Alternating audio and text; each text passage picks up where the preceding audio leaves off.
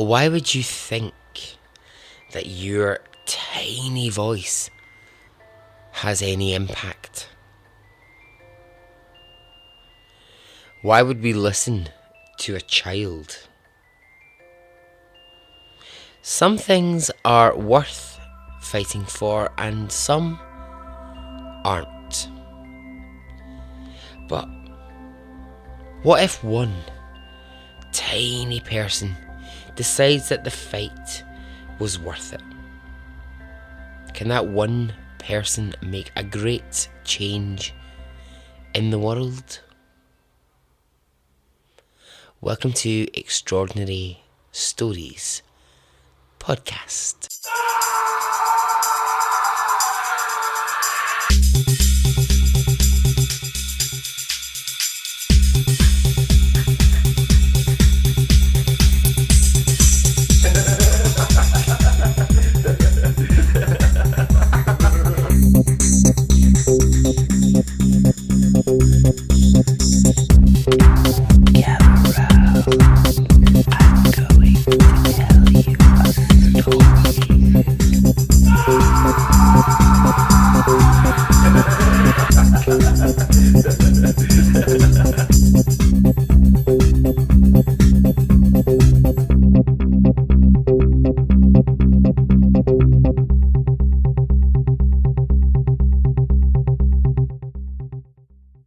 Hey, how are you? Are you well? Are you good? I am. Sorry for the slight gap between episodes. I've been working on new episodes for the future. So, yeah, that's it's also annoying when someone goes, sorry for the gap, I've been working on things for the future. You're just like, yeah, just get on with it. You know, just bloody get on with it. I get this frustration with artists or singers that I like, when I'm like, why is it taking you 5 years between an album? Just get something recorded and get it put out. So yeah. So sorry if you felt that there has been a slight gap. Okay, couple of shout outs and then I'm going to move on to the story. Alright, let's start with Melissa Knowlton. Hello, Melissa. Thank you for getting in touch. Glad you're liking the podcast. I'm bloody glad to hear it. Ryan Lewis. Hello, Ryan. Molly Prophet. Hello, Molly. Cheers for your many comments on posts on the Facebook group. Really appreciate. Apparently I appreciate it. I really appreciate it. I do. Lisa Chase. Hello, Lisa. How are you? Now, this next one is just Phoebe. I've just got one name, Phoebe. You're like Cher, you've just got the one name, Phoebe. Hello to you. Thank you for sending me a really great story that I'm going to look at in the future. Jenny Lee. Hello, Jenny. You also sent me a wonderful story. Thank you. Okay, and finally, from Victoria Bullock. Hello, Victoria. You've been sending me lots of lovely messages and we've had a bit of chat back and forth. Thanks very much. I'm going to give a shout out to your partner, whose name, now Victoria has done a wonderful job here of spelling this out for me. Clearly she knows that sometimes the names can trip me up. His name is Dallin Verhego. Now I gave that my best shot because that is no an easy surname, right? Dallin Verhego. I really hope that I got that right. So Victoria, thank you. And yeah, it's his birthday on the 17th of March. So happy birthday when it comes. Dallin and Victoria, thank you for getting in touch. Alright, in this episode, a very, very important reminder that children need to be taken seriously. They need to be listened to. This is the story of a child who you will all want to celebrate and just hopefully feel really proud of. And you know I love a hero. I love a fighter. Okay, so let's hear this story. Are you ready? Okay, let's go. Pakistan, 1983. The Massey family brought into the world baby Iqbal. Iqbal was, when he was born, he was a tiny, tiny wee baby, like a really small little baby. But he was healthy, and that's what mattered. At first, there were some concerns about just how tiny he was, but no, doctors were able to look and go, no, actually, everything's working correctly. He just happens to be very, very small. So his parents, and forgive my pronunciations here if I don't get these names correct, but I think I've done a bit of research into how you say these Pakistani names, so hopefully I'm in the right area. His parents were Inayat and Saif, and they were in their early 40s when Iqbal was born. And now, this is what's a little bit tricky. As much as they loved having kids, they already had 2 grown-up children. And they were a really, really poor Pakistani family. Now, just to give that a bit of context, Pakistan isn't a rich country. I mean, although these days, what is a rich country? I don't know. But poverty levels in Pakistan in the early 1980s were absolutely awful. Millions of Pakistani people faced starvation. They lived in brutal conditions. And the Massey family, they really weren't a kick in the arse of being homeless. They had nothing. They had absolutely fuck all. So another mouth to feed, it was a struggle. So the family dynamic was mother Inayat, father Saif, and as I said, 2 kids grown up into almost sort of adulthood, so sort of late teenage. And now they have a new baby. The parents were in their early 40s when baby Iqbal was born. So a year after baby Iqbal was born, the family is about to be devastated by the fact that the father walks away from the family entirely. He just leaves. He says, I've had enough of this poverty. I've had enough of the struggle for money and for being up against it all the time. And he walks away and he leaves his wife with the 3 children. Oh, what a dick. What an absolute dickhead. So Iqbal at this point, when his father walks away, is only 1 year old.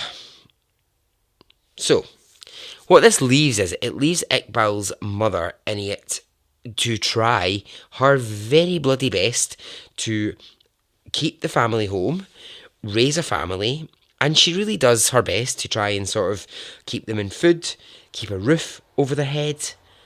Now, all the time, Iqbal continues to grow. He's sort of getting to like 2 years old, 3 years old.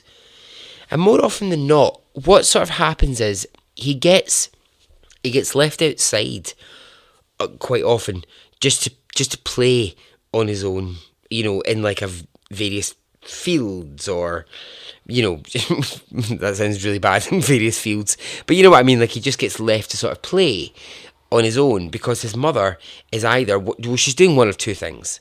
She's either in the house cleaning it, trying to make dinner, trying to do all these things, or she's out working various jobs to try and bring some money into the house. So this kind of, he was left alone for, real periods of time at age 2, age 3, and it's, it's really, really, really brutal.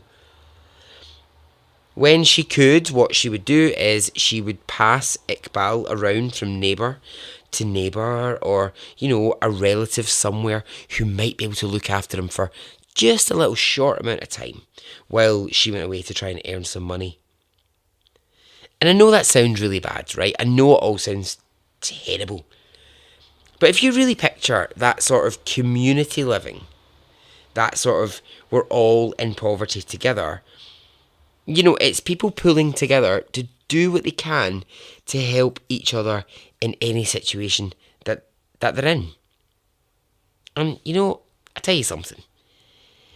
We might all be in a better position, all of us, in this world. This world might be a better place if we all just did a little bit more to help each other.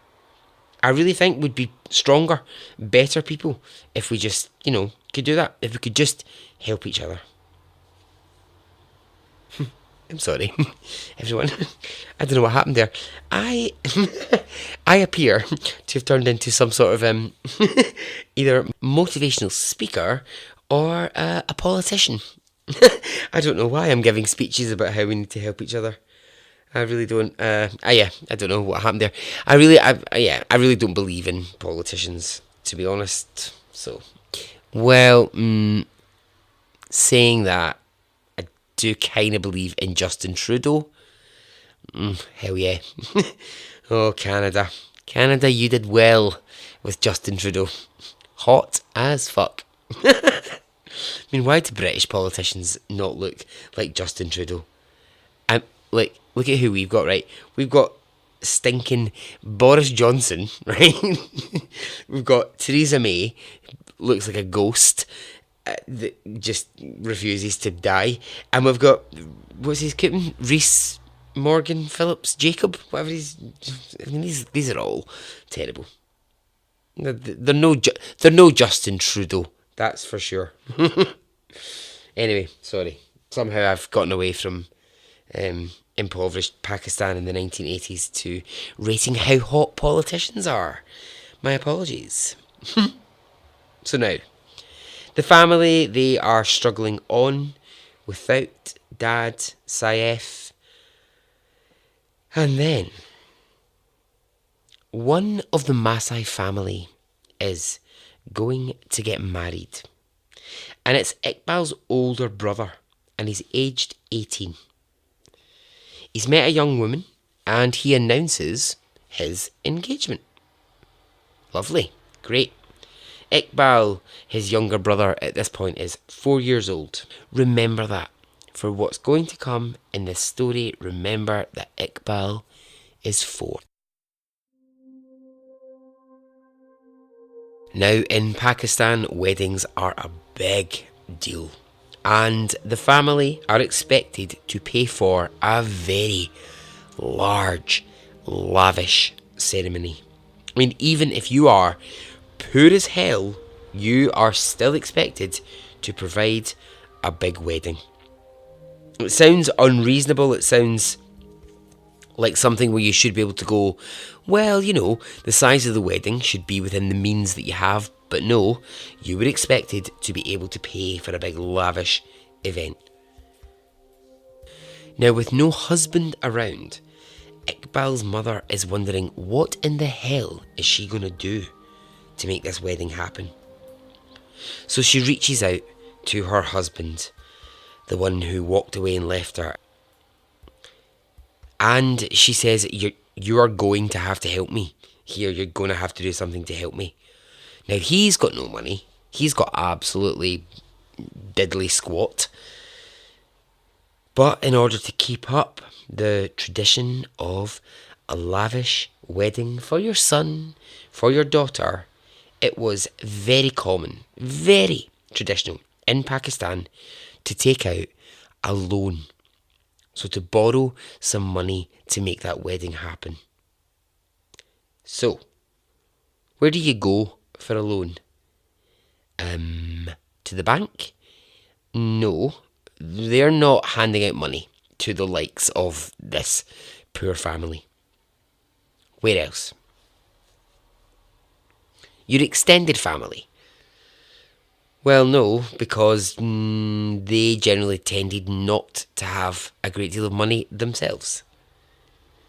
But there is one place that you can go and you can be sure that you will get money, but only if you have something valuable that you can exchange and offer for that loan. That place is one of the many local businesses in the area, which were mainly factories and businesses involved in the production of goods that went overseas. So, your curtains, your blinds, your carpets, your rugs, and the likes, home furnishings, all which come with a label saying made in Pakistan. So you could, if you desperately needed it, if you really needed it, you could go to one of these owners of these businesses and ask for a loan of money. And you would say, look, I really need to borrow money. My child is getting married and I have to throw this lavish wedding. But you had to have something valuable that you could put down as your part of the deal. And then you would get your money. So did the dad in this family, Saif, have any valuables? No. Well, at least not in the material kind. He didn't have jewellery that he could pawn for money. He didn't have anything like that. But he did have one thing that the manager of a carpet factory reminded him of. He had a young son. He had a son who was 4 years old, called Iqbal. And as the manager of the carpet factory saw it, Iqbal was 4 years old, and that's the age when you should be starting to work. Saif thinks about it for just a second, thinking, I will get the money for this wedding. And he says, okay. So he arranges the loan. Now, guess how much, right? Oh my God. Guess how much he sells his son for. 600 rupees, which in Pakistani currency would be the equivalent of $12 US. And this is 1982.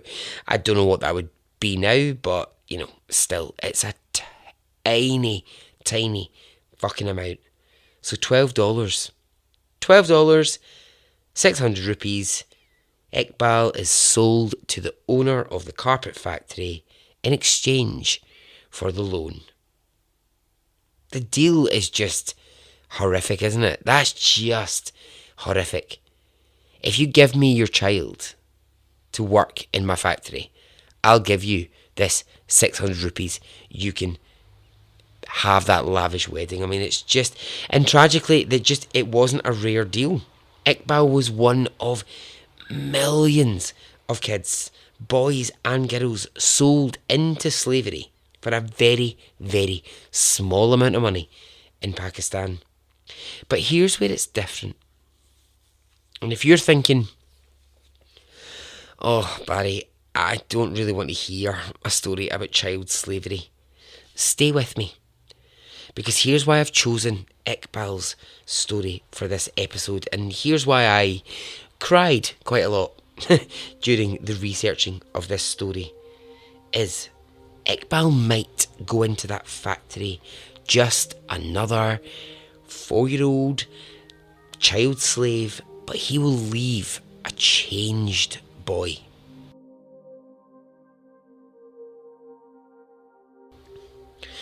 At 4 a.m. each morning, a truck would pull up into Iqbal's neighbourhood and several kids would get into it and they would be driven to the factory to work.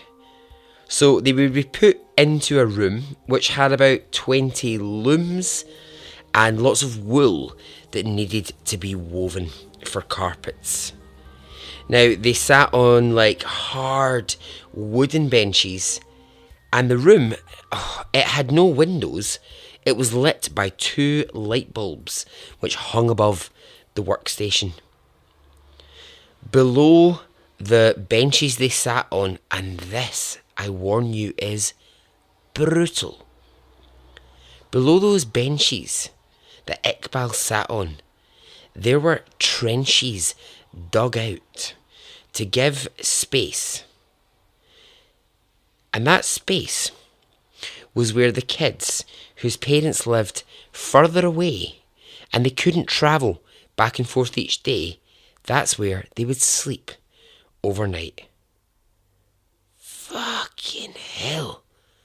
So sit at those benches, you've got those little dugout trenches below, and kids would need to sleep in those fucking trenches and get up and just start working each day. Just 4 years old, away from their parents.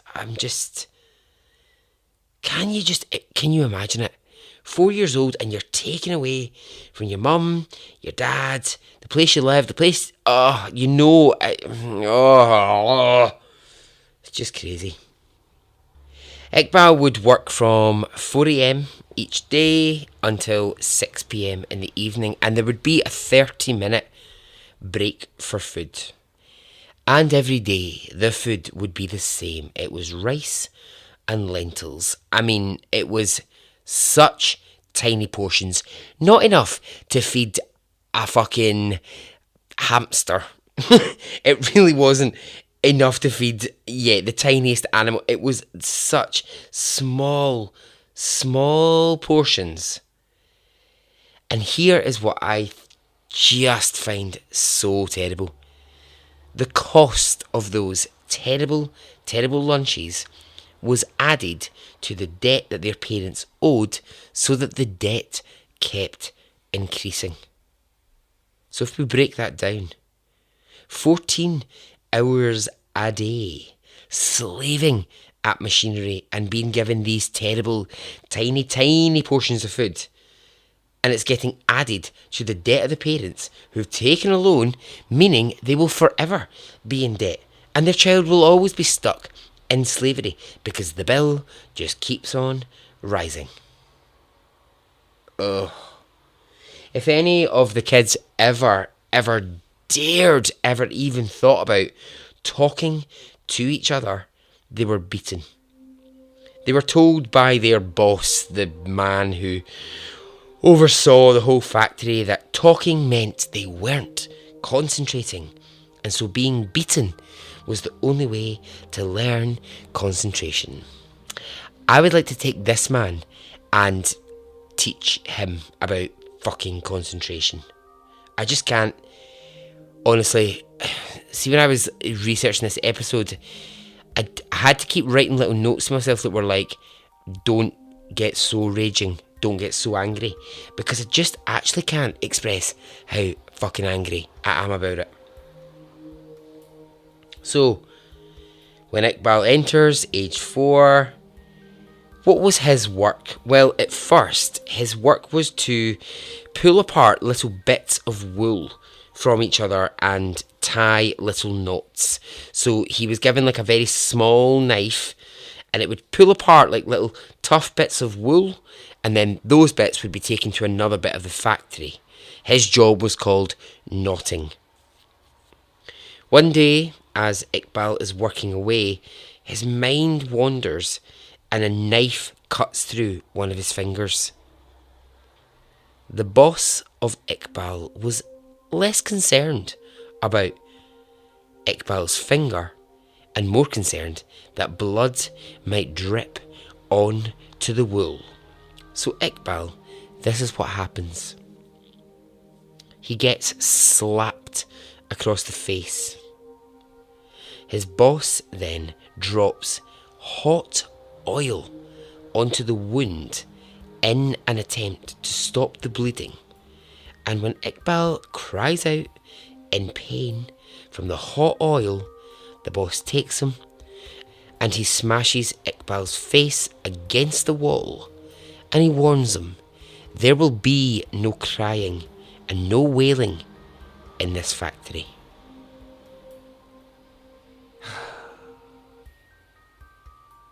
For the next few years, this is how it continues for Iqbal. And if he's ever found crying or upset, then he's warned, you will find yourself in the oil. Now, you may wonder, what does find yourself in the oil mean? Well, it was the threat that was used against the kids to keep them basically working at all times. They were told, any disobedience and you will be dropped into a bath of hot oil. But the bath of hot oil was fictional. It was just used as a fear tactic. But it's what kids actually believed was outside of the room. I can't list too many more of the things that they did to kids in those factories because they just make me want to go and put my face through a window. One of the other things that I read about the particular factory that Iqbal was in is that if any of the kids were sick, if they actually were like, I'm going to be sick, physically sick, what would happen is the boss would come, take them, and they would be tied up. So rope would go round their feet. They would be tied up and strung up until all of the sickness was out of them. So they'd be held upside down until they were physically sick. Everything that was in their body coming out of them, and then put back to work. Because it was seen as like, well, that's it. We've got the sickness out of you. We've basically hung you upside down. There you go. Sickness is gone. Get back to work. Oh. Here's the thing, right? Iqbal was actually very, very good at what he did. And I know that's really strange to say, but he had a very, very sharp mind and a very quick way of learning things. And he learned really fast. And he actually was working faster and better than some of the other kids around him. So before long, what happens is Iqbal gets moved to another part of the factory because he's been so good at his first job that he starts to now learn about the weaving process. Like, weaving as in like carpet weaving, not as in like, you know, bitch hold my weave. Not that, right? Like carpet weaving. But this work is harder. It's way more grueling. It's way more difficult. You're pushed harder and harder. But Iqbal, he had a knack for it. He was good. I'm just going to pause here and tell you two things that I think we need to know. For his work in the factory, Iqbal earns 1 rupee a day. So I did some maths here, right? Maths, I'm just going to tell you, it's not my friend. I'm not very good at the maths, right? But here we go. So if Iqbal's father borrowed 600 rupees, then Iqbal earns a rupee a day. He should only have to work 600 days. Yes? Well, that's quite simple. But no. Because of the cost of the lunch, the 3 grains of rice and a tiny fucking lentil that he was being given, the debt was continuing to add to the bill. And yeah, I said it before, but that's how these kids were kept for years. The carpet factory owners would just keep adding money to the bill, and they would make it impossible for it ever to be paid off. So these parents who had actually put their child into slavery thinking, okay, I've borrowed 600 and they just have to do 600 days of work, they would then be told, no, but we need to add this to it. And so they really never actually quite knew how much they owed. It was all getting a bit messy and a bit blurry and a bit, let's confuse the issue. Let's never actually ever tell the parents how much they owe, but let's just say to them, oh no, your child hasn't worked off the loan that we've given yet. So, the second thing that I wanted to mention actually was about school. Because, well, why was Iqbal not in school? Why are these other kids not in school? And that's because in Pakistan at the time, schools weren't compulsory. And poor families like his, it's terrible to say, but you just didn't really send your kids to school. They went to work. They just didn't actually go and get an education.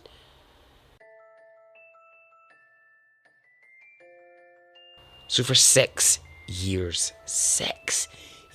Iqbal goes to that factory day in, day out.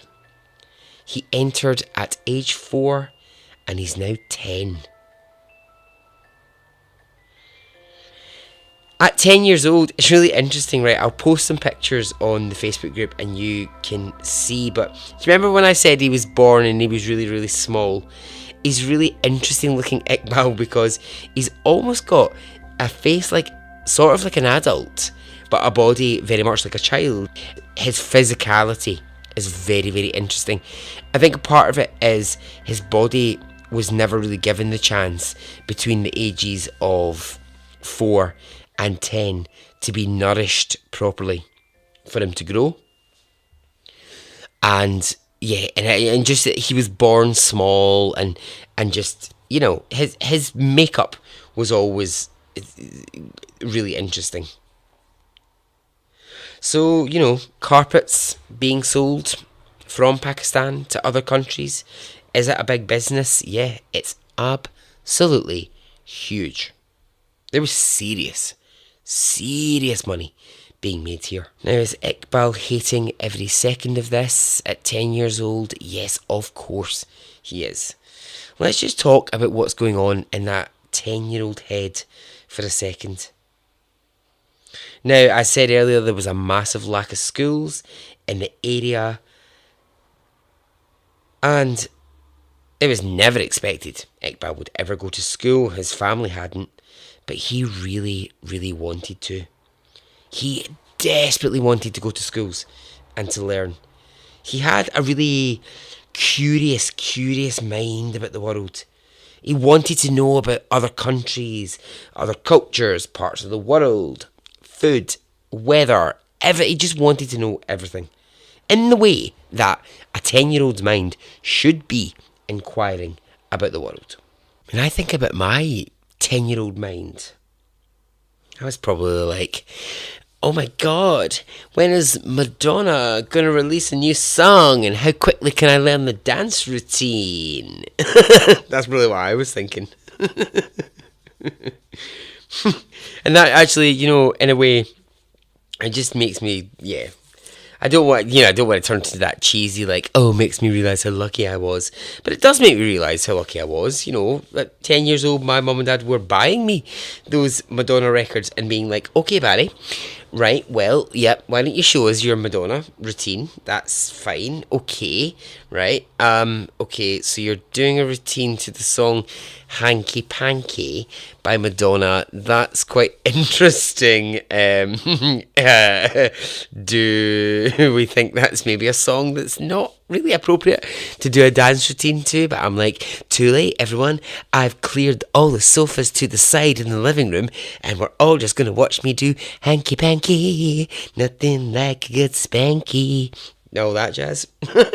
But yeah, so it's just, it's understanding your position in the world. So Iqbal, he would be let out of the carpet factory at night when his shift was finished. He could go home, he could eat a tiny dinner. His mum, she couldn't afford much, and he would go to bed. He was allowed the occasional time to go out and to visit his neighbours and interact with other kids his age. Now, he'd talk about his work at the factory, and a lot of these kids were in the same position. And then during one of these chats, Iqbal hears of something which would change his life. The BLLF. Iqbal hears these letters for the first time and he doesn't know what they stand for, but he learns that they stand for the Bonded Labour Liberation Front of Pakistan. Alright, who are they? Well, they are an organisation and they are trying their best to free lots of slaves from the work that they're being made to do.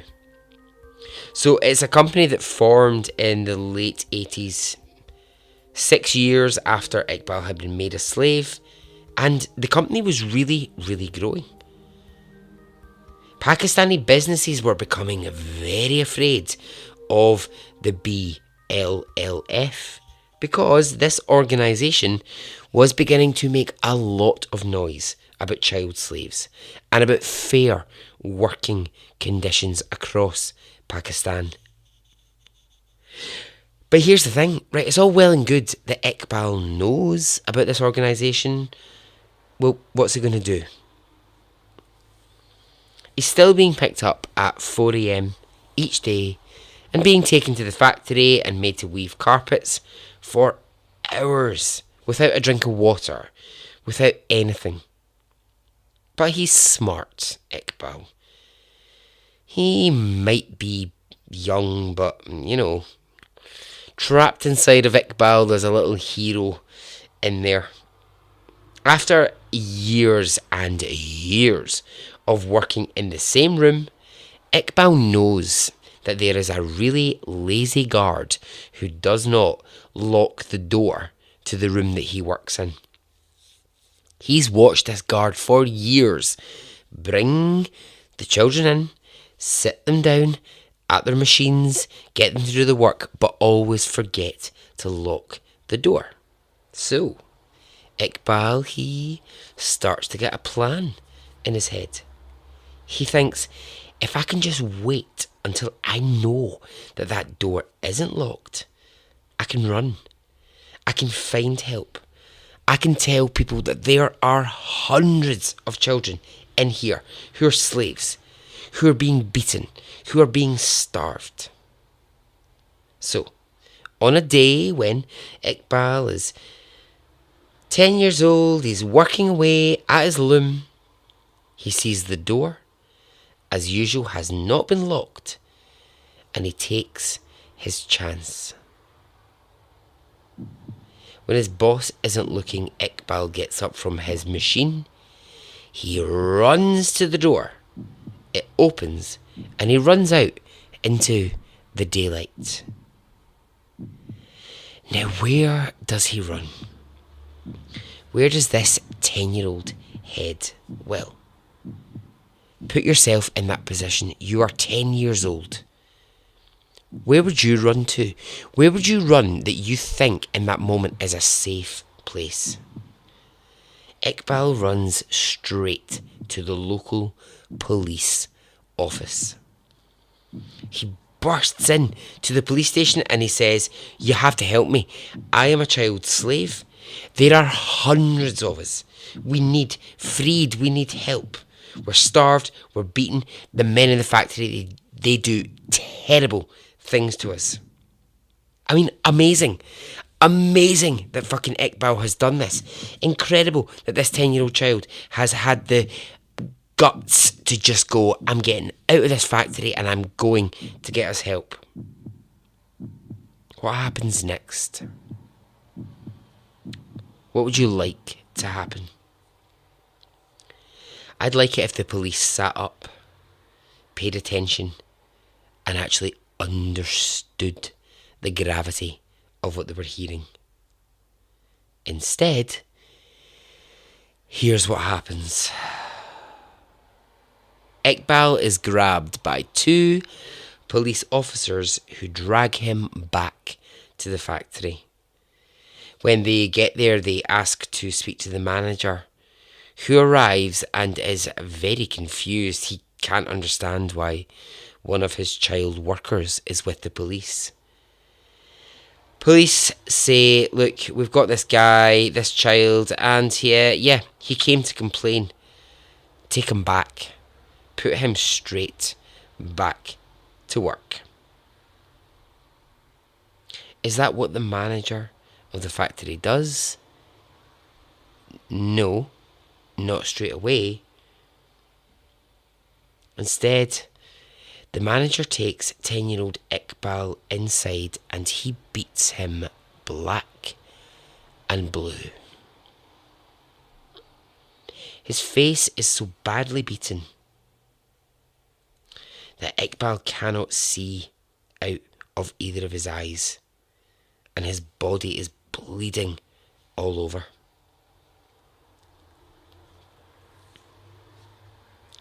In this state, he is put back to work.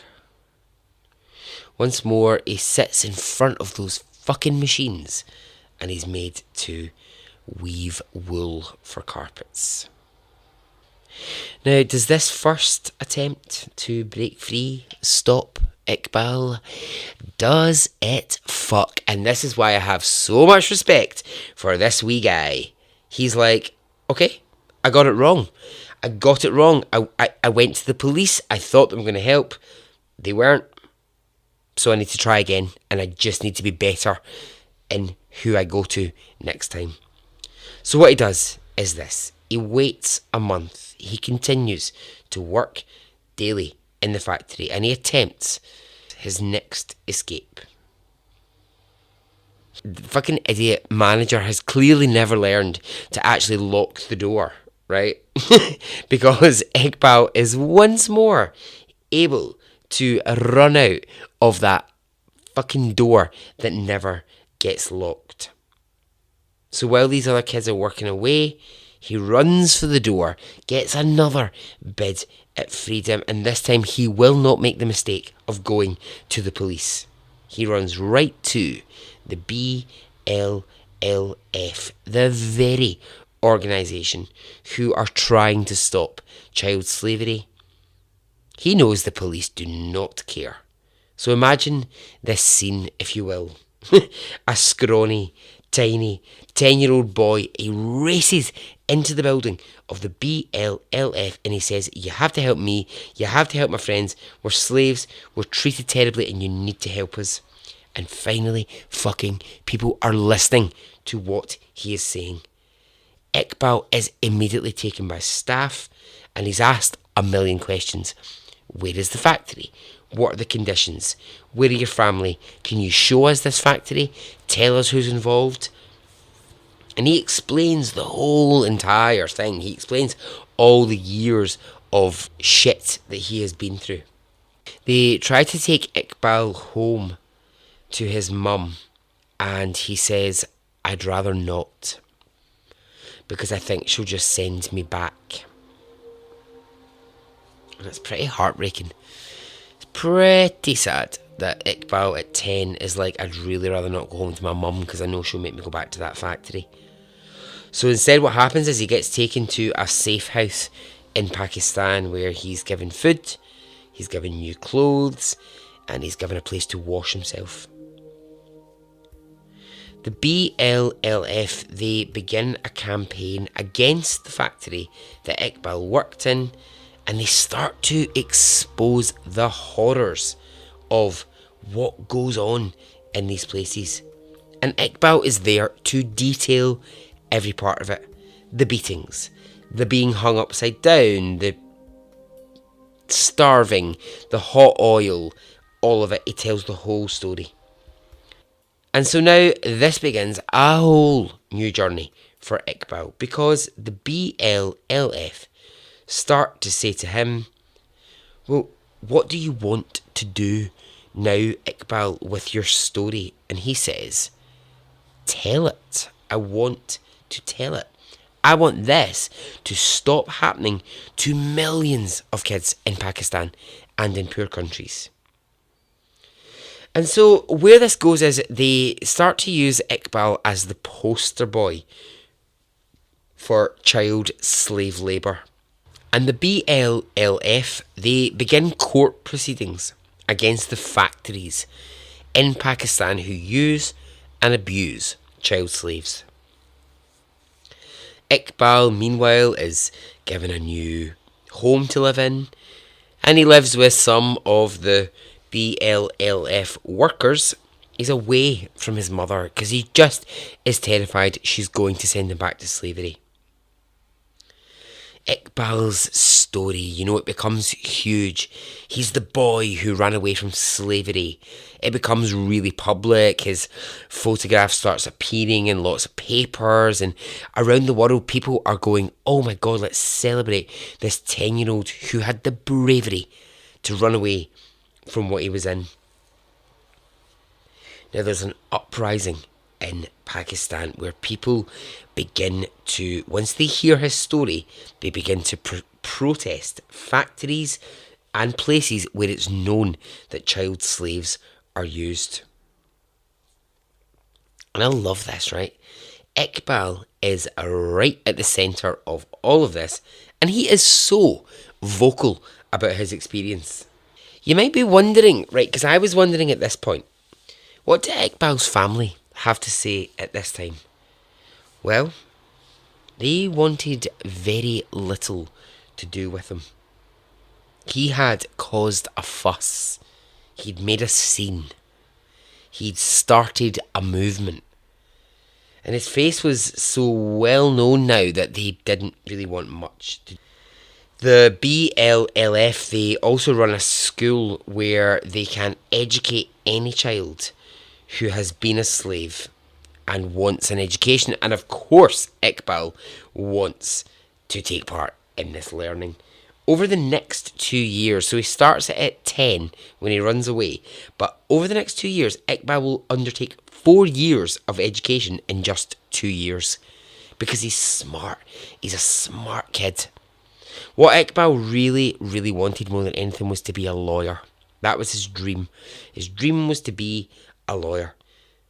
When part of this whole let's free child slaves, was a part of that.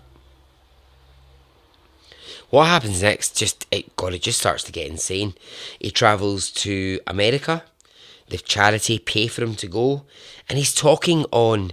He's like 11, 12 years old. He's talking on TV, radio about what he went through. And again, so much respect here for Iqbal. He never goes, oh, woe is me, I had a fucking terrible time. He's not about that. He's just about going, this was my experience. Can we stop this happening, please, for other people? Because I went through it and it's shit. And I want to stop it. Not just in Pakistan, but around the world. I want to stop it everywhere. He's on TV and he's saying, look, it's brutal, but I've escaped it. Can we now help the ones who are trapped in it, please? During all these interviews, Iqbal is asked, what do you see for the future of Pakistani children? And he says, oh God, bear in mind, he's 11 years old. He says, education. Iqbal says, I don't understand why I was never allowed an education. I have brains as good as the next guy and I wasn't learning. Rich or poor, your brain needs an education. So can we just learn, please? From that one little boy running out of that factory and into the right place, a huge change happens. The BLLF, using the information given by Iqbal, begin to target major factories who use child slaves. They work tirelessly for a year and they bring 8 different companies to court. And in total, 9,000 child slaves are freed under the Humanities Act. They manage to, and this is incredible, they manage to abolish this whole entire children as debt. This thing which Iqbal was part of, this idea that you sell a child for a loan of money and then they become a debt. They just got rid of it. And that took years in court and that took fighting, but that was all part of what Iqbal did. So Iqbal is in America and he's talking on the news And I said before, he's not going, oh, how terrible it was. He's just saying, look, let's change Pakistan. Let's give, schools a go. He's being that sort of, the lawyer that he wants to be in the future. He's doing that thing of going, I've got a platform, I'm going to use it. Okay, and if you've got a platform, then use it. Justin Trudeau, if you are listening, you have a platform, now would be the time to use your platform to start wearing some skimpy underwear. So, Iqbal's now 12, and he's the absolute face of get rid of child labour. He goes to all these schools across the world. He's in America, he's giving presentations, and he's always supported by the BLLF. It's one of those things where he goes in and people go, oh God, oh yeah, child slave labour, yeah. We sort of know what happens, but we've just never really thought about it before. Well, he really makes them think about it. Back in Pakistan, there is a dark force working who do not like this at all. Ways of working that have gone on for years, illegal practices that are now being challenged, is not making these factory owners happy in Pakistan.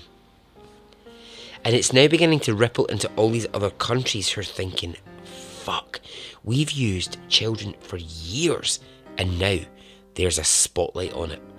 What are we going to do? So they're panicking, but Iqbal continues his campaign. He goes to a high school in Alabama where the students are really, really taken by his story, and I really enjoy this. The principal of the high school, he starts an awareness campaign based on the story. A sort of sit up, pay attention, kids, because you might think that you've got it bad, but this is what's really happening in the rest of the world. Do you remember when you were a teenager and you thought that everything was fucking difficult and everything was somebody else's fault? Well, actually, this principal's going, you know what, kids? You might think in Alabama that your 14-year-old life is absolutely terrible. Let's listen to this 12-year-old kid from Pakistan because he can tell you what terrible is.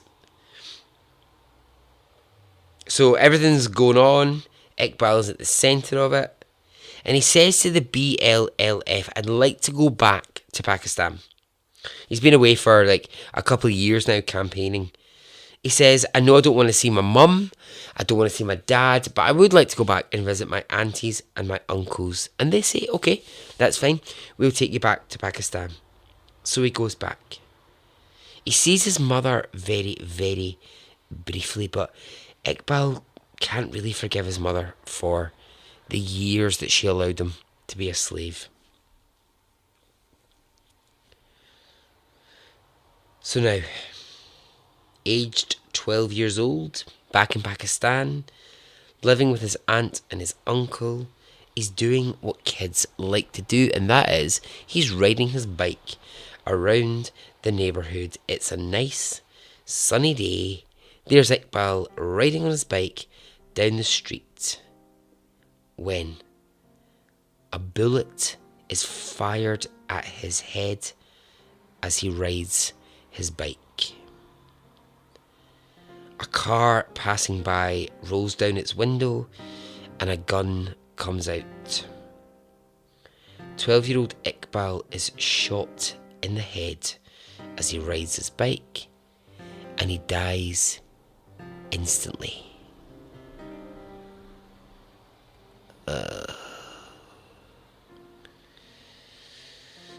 Was it an accident?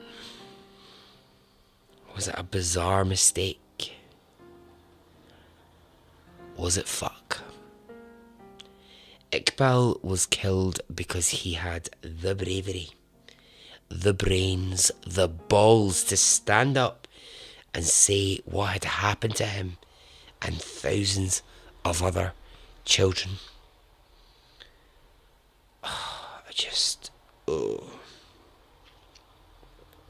12 years old. This was ooh, this was a turning point for me. I was like, I don't know if I want to do that story, but yeah.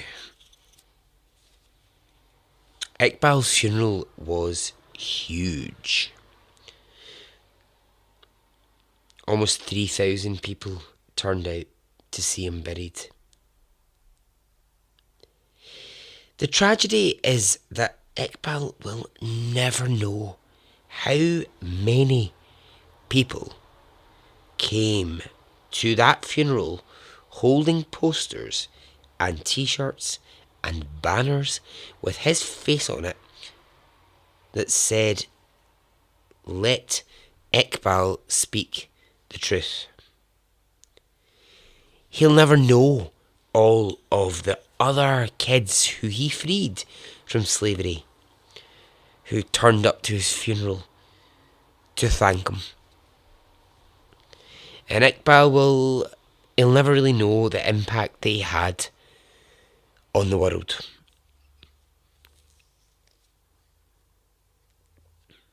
The murder of Iqbal became huge news, with the reports that his former boss from the carpet factory had organised and paid for the hit.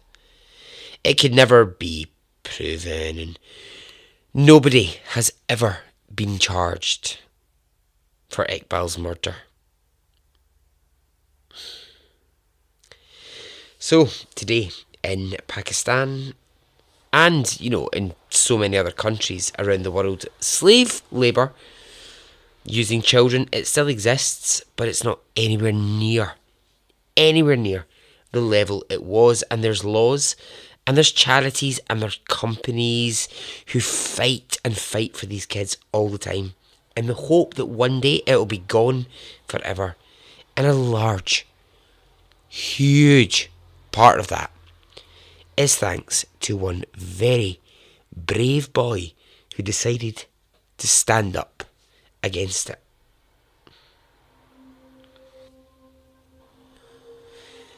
And he might not have made it past the age of 12, but I hope that somewhere,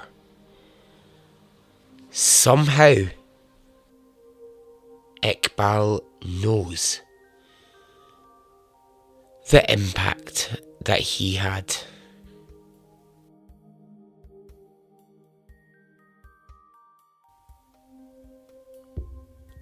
And so ends the story.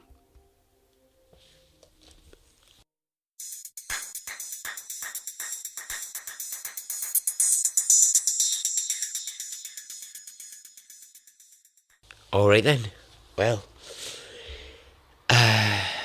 yeah, that's the end of that one. Tough story. Hard, very hard. But, a real positive message in there, and an extraordinary story, because, there's bravery, there's real fucking bravery in there, there's real bravery, there's guts, there's intelligence, there's trying to fight a fucking system that was making you, into something that you wanted to fight against. So, good on him. So let's not end the, I know it's dark, I know it's sad, but, let's give Iqbal a round of applause, because, what a guy. What a fucking wee dude he was. Alright, okay. So, if you want to get in touch, you can. Anytime you like. You can join the Facebook group. Wonderful place to be. It's a joy. Like the Facebook page if you want. I'm on Instagram. I'm on Twitter. You can email me extraordinarystoriespodcast@gmail.com. And that's it. And we've learned that I've got no better at knowing how to sign off the end of the podcast. So I'm now just rambling, and so great. I'm going to go, because I don't know what else to say, but I kind of don't want to go. But I'm going to So I'm going to say this until that was my like posh voice, until the next episode. Okay. Goodbye.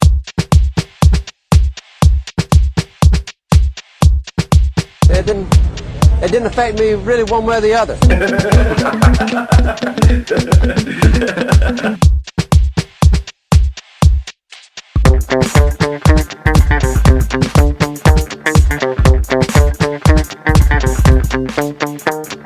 I would imagine from the look on his face, let's get it on, let's do it, let's get it over.